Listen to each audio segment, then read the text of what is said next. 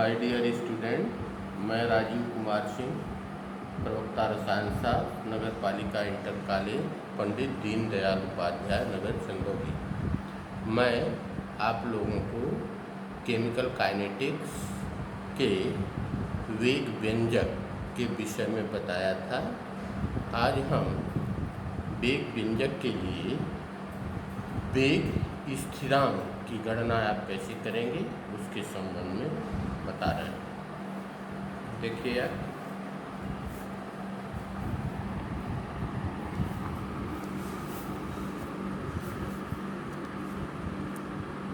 वेग स्थिरांक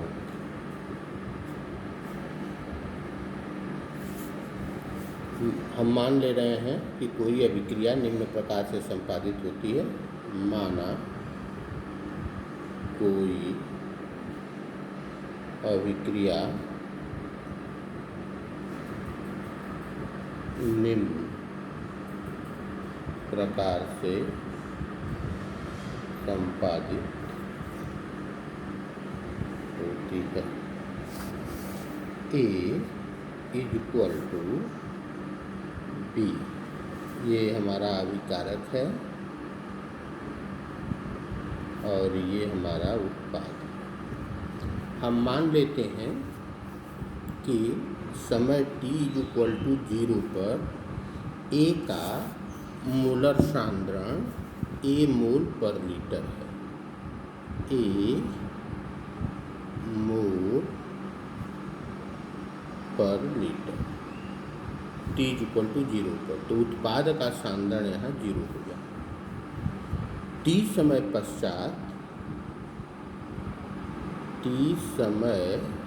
पश्चात हम सपोज कर दें कि अभिकारक के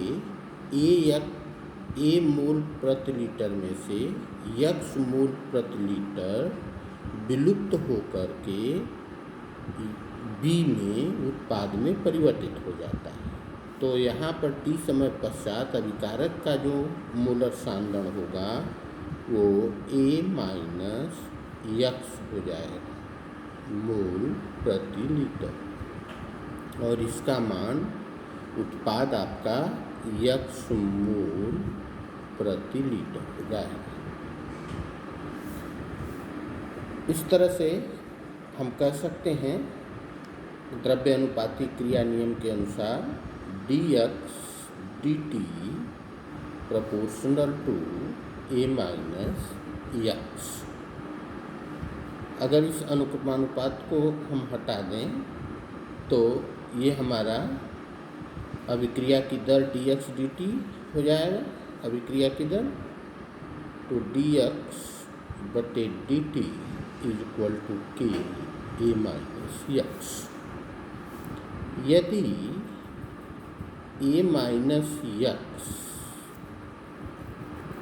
इज इक्वल टू 1 मोल प्रति लीटर हो जाए तो dx बटे dt is equal to k। k यहाँ पर वेग स्थिरांक है। k हमारा वेग स्थिरांक है और ये अभिक्रिया की दर है।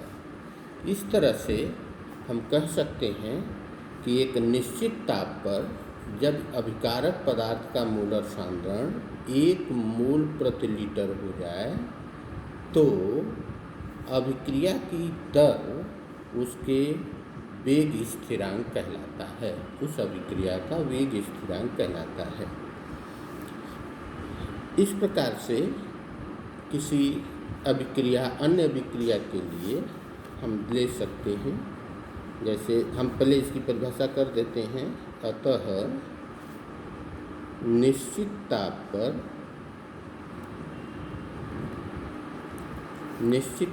पर जब अभिकारक पदार्थ का मोलर सांद्रण 1 मोल प्रति लीटर हो तो अभिक्रिया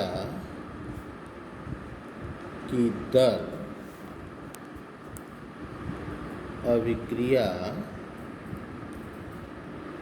का वेग स्थिरांक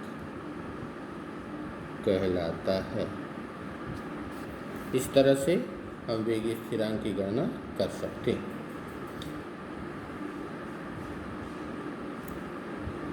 वेग स्थिरांक विभिन्न अभिक्रियाओं में, जैसे शून्य कोट की अभिक्रियाओं में, प्रथम कोट की अभिक्रियाओं में, द्वितीय कोट की अभिक्रियाओं में, तृतीय कोट की अभिक्रियाओं में, इन वेग स्थिरांकों के जो मात्रक होते हैं वो अलग अलग होते हैं। यदि किसी दिए गए रासायनिक अभिक्रिया में उसका वेग व्यंजक ज्ञात हो तो उसके माध्यम से हम शून्य, प्रथम, द्वितीय, तृतीय कोट की अभिक्रियाओं के वेग स्थिरांकों के मात्रक ज्ञात कर सकते हैं। और कैसे ज्ञात करेंगे हम आपको यहाँ दिखाते हैं। तो हम लेते हैं वेग स्थिरांक का मात्रक। हम सपोज कर ले रहे हैं, माना कोई अभिक्रिया है AA plus BB plus CC, ये अभिकारक हो जाएगा। अब क्रिया करके ये यहाँ पे सपोज कर लेते हैं ये उत्पाद बना है। इस अभिक्रिया के लिए वेग व्यंजक हो जाएगा रेट ऑफ रिएक्शन dx/dt, ये बराबर हो जाएगा A का मान लीजिए Q, P, B का Q और C के मोलर सांद्रण का R के बराबर। तो यहाँ K हो जाएगा, यहाँ वेग स्थिरांक हो जाएगा और rate is equal to K A का घात P, B के मोलर सांद्रण का Q और C के मोलर सांद्रण का R। ये इसका हो जाएगा वेग, इस अभिक्रिया के लिए इसका वेग व्यंजक। अब इस अभिक्रिया में ये वेग K आपका वेग स्थिरांक हो जाएगा।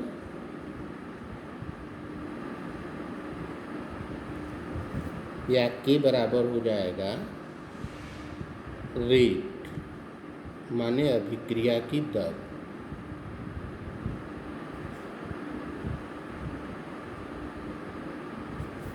बटे A का मोलर सांद्रण P, B का Q और C का R। चूँकि P धन Q धन R बराबर, हम सपोज कर लेते हैं घातांकों का योग n हो जाए, जो अभिकारक पदार्थों के मोलर सांद्रण के घातांकों का योग होगा। अभिकारक पदार्थों के मोलर सांद्रण के घातांकों का योग। तो इसी समीकरण को हम लिख सकते हैं K इज इक्वल टू अभिक्रिया की दर बटे अभिकारक पदार्थों के मोलर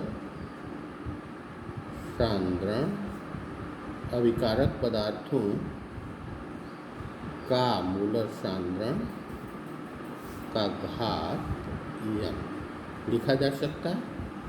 अभिक्रिया की दर का मात्रक आप जानते हैं, mole litre inverse second inverse, mole प्रति लीटर प्रति सेकेंड। ये अभिक्रिया की दर के लिए मात्रक हो जाएगा और मोलर पदार्थों अभिकारक पदार्थों का मोलर सांद्रण हो जाएगा मोल प्रति लीटर। फिर से लिख देते हैं इसको, मोल लीटर इनवर्स का पावर यन, ये मान हो जाएगा। या के बराबर हो जाएगा। इसको अगर हम ऊपर ले जाएं तो हम लिख सकते हैं इसी को मोल लीटर माइनस का पावर यन सेकेंड -1 या मिनट -1, यहाँ समय जिसमें रहेगा उसमें आप कर लेंगे। इसी समीकरण को हम लिख सकते हैं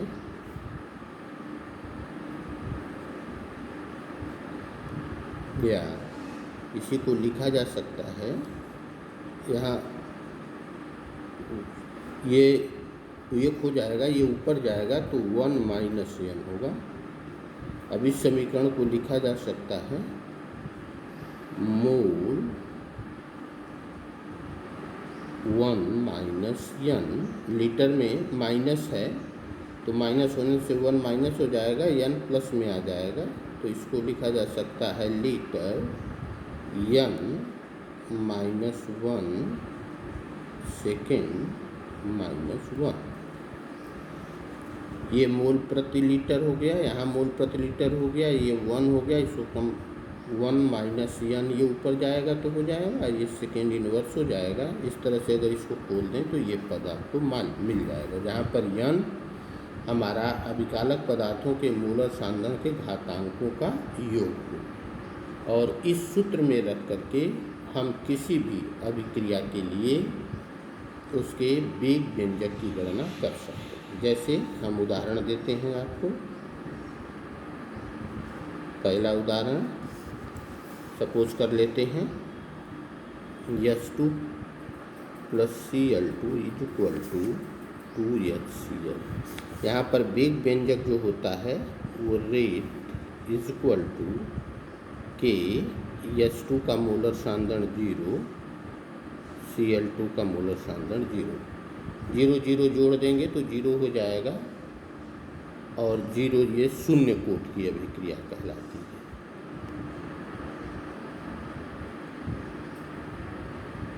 अब शून्य कोट की अभिक्रिया के लिए के बराबर n का मान चूँकि यहाँ पे 0 हो गया तो रेट का ही जो मात्रक होगा वही शून्य कोट की अभिक्रिया के वेग स्थिरांक का मात्रक हो जाएगा। इस तरह से के बराबर इसमें मान रख देते हैं, ये सूत्र है, डायरेक्ट हम रख दे रहे हैं। के बराबर मोल n का मान 0 हो गया तो मोल 1 हो गया, लीटर n का मान 0 -1 हो गया, और सेकेंड -1। तो शून्य कोट के लिए वेग स्थिरांक आपका ये वेग स्थिरांक हो जाएगा, वेग मिल जाएगा। इसी तरह से तमाम शून्य कोट की होने वाली अभिक्रियाएं हैं जिसमें वेग स्थिरांक का मात्रक ये मिलेगा। दूसरा हम लेते हैं प्रथम कोट की अभिक्रिया के लिए होने वाली अभिक्रियाएं, जैसे 2H2O 2 = 2H2O + O2। वेग व्यंजक इसका जो आता है रेट = के H2O2, अर्थात यहाँ n का मान 1 हो जाएगा। ऐसी स्थिति में के = यहाँ से आप देख सकते हैं के का मान जो है वो हो जाएगा n का मान 1, तो 1 में से 1 गया 0, मोल ख़त्म हो जाएगा, 1 में से 1 गया 0, यहाँ लीटर भी ख़त्म हो जाएगा, केवल आपका सेकेंड इनवर्स बच जाएगा। अर्थात यहाँ पे n = हमारा n है इसलिए ये k is equal to second inverse, ये वेग स्थिरांक का मात्रक हो जाएगा। और ये अभिक्रिया प्रथम कोट की अभिक्रिया है। तो प्रथम कोट की अभिक्रिया के लिए वेग स्थिरांक आपका k इज इक्वल टू प्रति सेकेंड होगा। उसी तरह से हम तीसरा उदाहरण ले रहे हैं। CH3 COO C2H5 plus NaOH is equal to CH3 COO Na plus C2H5OH ethyl acetate है। ये सोडियम हाइड्रोक्साइड है, सोडियम एसीटेट है और एथेनॉल है या एथिल एल्कोहल, ये बनता है। यहाँ पे जो वेग व्यंजक हमको मिलता है वो rate is equal to k CH3CO C2H5 का मोलर सांद्र 1 और NaOH के मोलर सांद्र 1। इस तरह से अभिक्रिया की कोटि n बराबर हमको मिल जाता है 1 इज इक्वल टू 2, और 2 होने पर ये द्वितीय कोट की अभिक्रिया हो जाती है। अब ऐसी स्थिति में हम k बराबर इस सूत्र में रख सकते हैं। तो मोल 1 माइनस 2 लीटर 2 माइनस 1 और सेकेंड इनवर्स, या यही पद बराबर हो जाएगा mole inverse litre second minus 1, अर्थात द्वितीय कोट की अभिक्रिया के लिए वेग स्थिरांक का मात्रक हमारा ये हो जाएगा। ये हमारा द्वितीय कोट की अभिक्रिया है, तो द्वितीय कोट की अभिक्रिया का ये वेग स्थिरांक हो जाएगा। अब हम लेते हैं तृतीय कोट की अभिक्रिया के लिए चौथा। जैसे तृतीय कोट की अभिक्रिया में 2NO plus O2 is equal to 2NO2, वेग व्यंजक rate is equal to k NO2 O2, n बराबर 2 धन 1 इसका हो जाएगा बराबर 3, और ये तृतीय कोट की अभिक्रिया होगी। अब तृतीय कोट की अभिक्रिया के लिए जो वेग व्यंजक है k इज इक्वल टू, जो सूत्र लिया गया है आप देखिए यहाँ मोल 1 minus n litre n minus 1 second minus 1, हम फिर लिख लेते हैं मोल 1 minus n litre n minus 1 second 1, ये वेग स्थिरांक का व्यंजक है।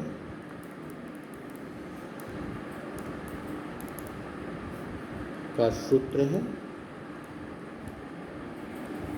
अब इसके में ये k बराबर हो जाएगा मोल 1 माइनस n के जगह हमारा 3 हो जाएगा,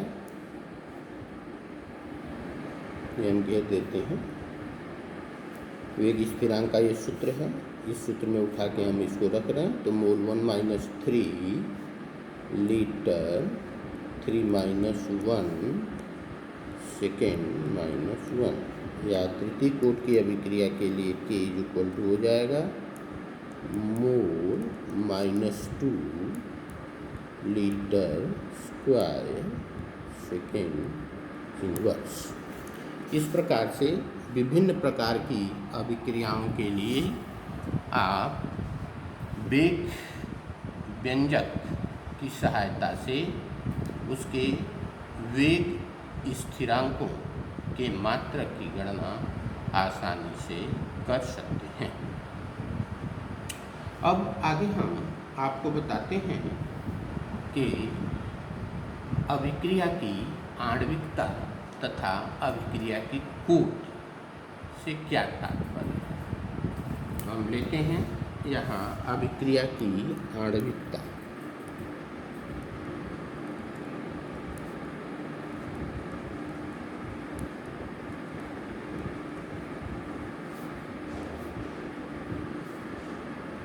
Molecularity of the reaction।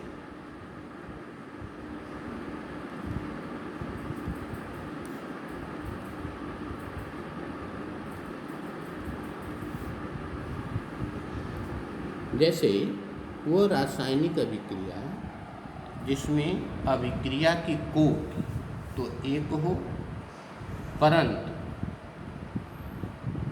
उनके अणुओं की संख्या एक से अधिक। सॉरी, गलत हो गया। अभिक्रिया की आणविकता में किसी रासायनिक अभिक्रिया में भाग लेने वाले कुल अणुओं की संख्या को हम अभिक्रिया की आणविकता कहेंगे। उसमें स्टोइचियोमेट्रिक जो गुणांक हैं उसके सारे अणुओं की संख्या का कैलकुलेशन किया जाएगा।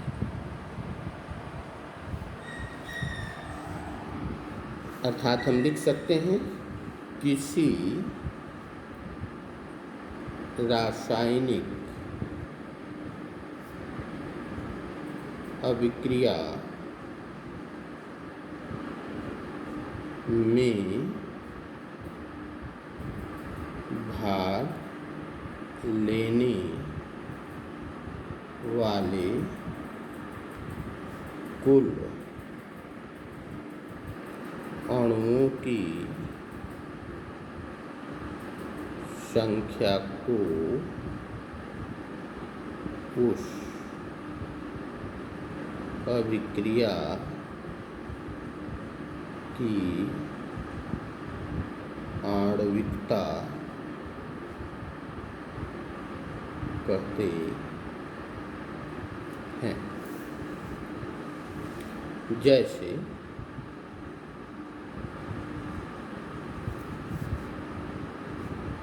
H2 + Cl2 = 2HCl। इस अभिक्रिया की आणविकता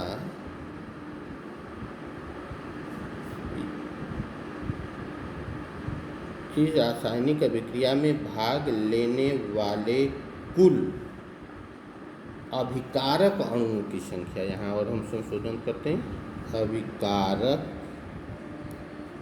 अणुओं की संख्या को उस अभिक्रिया की आणविकता कहते हैं। जैसे H2 + Cl2 = 2HCl, तो यहाँ अभिकारक अणुओं की संख्या एक ये है, एक ये है, तो आणविकता बराबर हो जाएगी 2।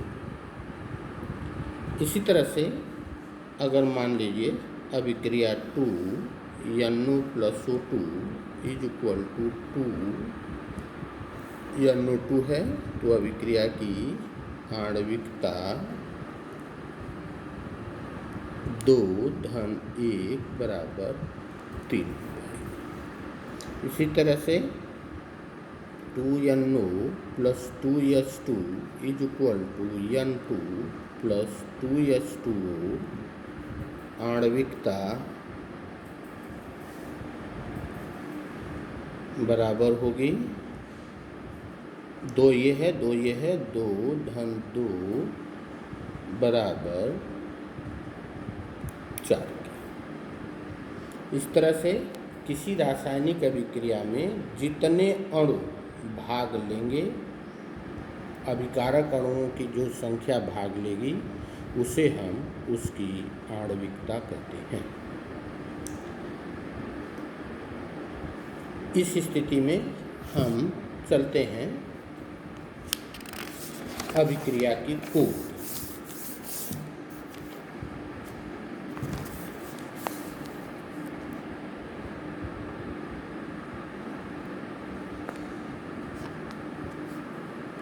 ऑर्डर ऑफ रिएक्शन, इसको हम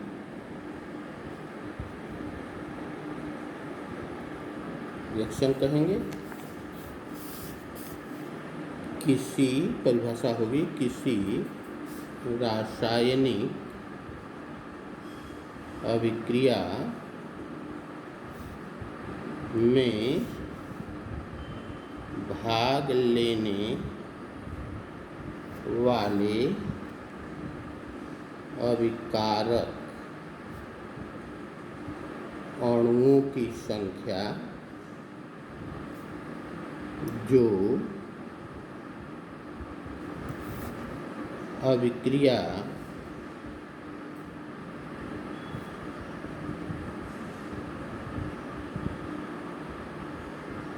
अणुओं की संख्या जिसके सांद्रण परिवर्तन से अभिक्रिया की दर निर्धारित होती है उसे अभिक्रिया की कोटि कहते हैं। जैसे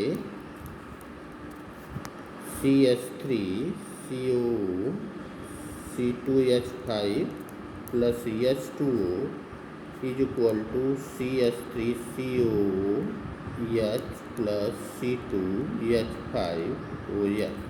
यहाँ पर rate is equal to K CH3CO C2H5 का 1 और H2O का 0 होता है।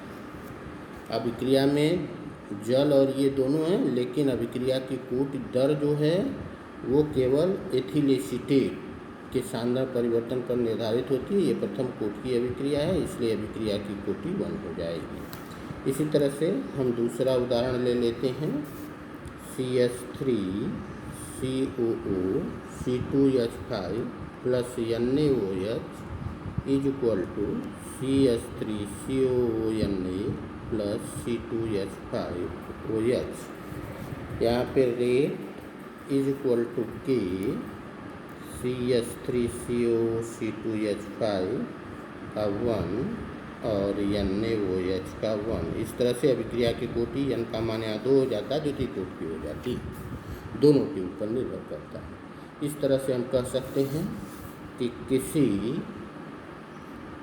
रासायनिक अभिक्रिया में अभिकारक पदार्थों के मोलर सांद्रण पर जो घात चढ़ाए जाते हैं उसे अभिकारक की कोटि तथा अभिकारकों के कुल घातांकों को अभिक्रिया की कोटि कहते हैं। ठीक, थैंक यू।